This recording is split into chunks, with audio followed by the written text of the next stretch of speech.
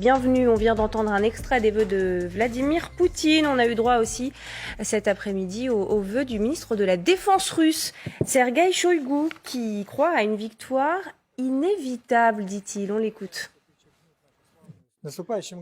Pour l'année à venir, je souhaite à tous une bonne santé, du courage, des camarades fiables et dévoués, et bien sûr, un ciel clair. Notre victoire, comme l'année à venir, est inévitable. Et pour s'assurer cette victoire qu'il pense donc inévitable, selon les mots, vous venez de l'entendre, de Sergueï Shoïgu, le Kremlin s'apprêterait à lancer un nouvel ordre de mobilisation. C'est ce que pense en tout cas le ministère de la Défense ukrainien.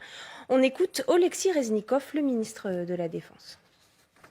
Début janvier, les autorités russes fermeront les frontières aux hommes, déclareront la loi martiale et entameront une nouvelle vague de mobilisation. Les frontières seront également fermées en Biélorussie.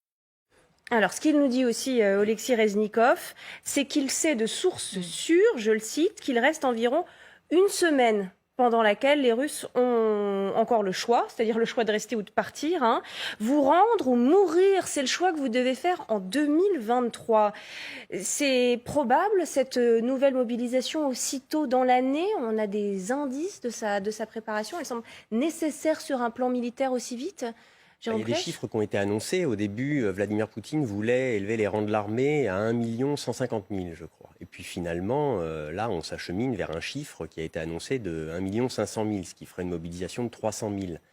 Encore une fois, ce qui est nécessaire dans une campagne militaire, c'est l'épaisseur stratégique et la capacité à durer.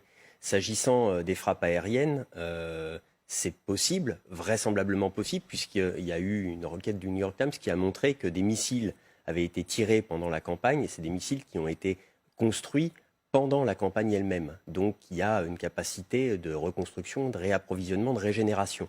S'agissant des forces terrestres, si elles devaient éventuellement arriver dans un second temps, s'il devait y avoir une nouvelle campagne terrestre via la Biélorussie, par exemple, dont on sait que des troupes se massent en Biélorussie, eh bien il faudrait avoir cette épaisseur stratégique. Donc le nombre serait tout à fait cohérent avec cette stratégie-là. Voilà.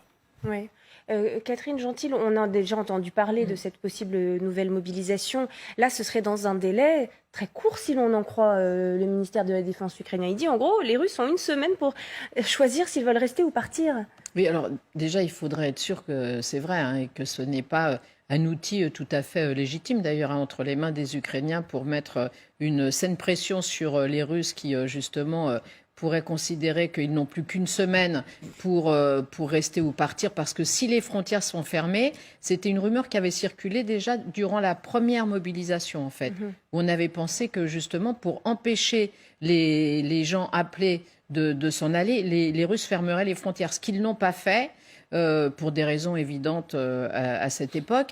Mais là, effectivement, dire les frontières vont être fermées, ce qui est quand même une grande angoisse pour les Russes depuis le début de cette guerre, ça veut dire les Ukrainiens espèrent, j'imagine, qu'un maximum de jeunes hommes qui risquent d'être appelés vont s'en aller. Et donc c'est un moyen, évidemment, de faire en sorte que l'armée russe ne puisse pas recruter autant qu'elle le voudrait. Donc c'est pas mal joué de la part des Ukrainiens. Maintenant, savoir si c'est vrai ou pas, pour le moment, nous, on n'a aucun moyen de le vérifier. Il prendrait le risque de bluffer à ce stade sur ce plan-là, parce qu'on sera fixé dans une semaine. On ne peut pas vraiment laisser planer le doute longtemps, en réalité. Après, il sera toujours possible de dire que, justement, les Russes ont fait exprès de changer de stratégie parce que, comme eux, Ukrainiens, avaient dévoilé ce qu'ils allaient faire, ils ont décidé de faire autrement. Mais en tout cas, c'est un moyen de pression quand même assez fort, effectivement, sur les jeunes Russes. Jean-Éric Bernard. Moi, je pense qu'il ne faut pas oublier que c'est un pays en guerre, enfin des deux côtés, que le poker menteur fait partie de la guerre.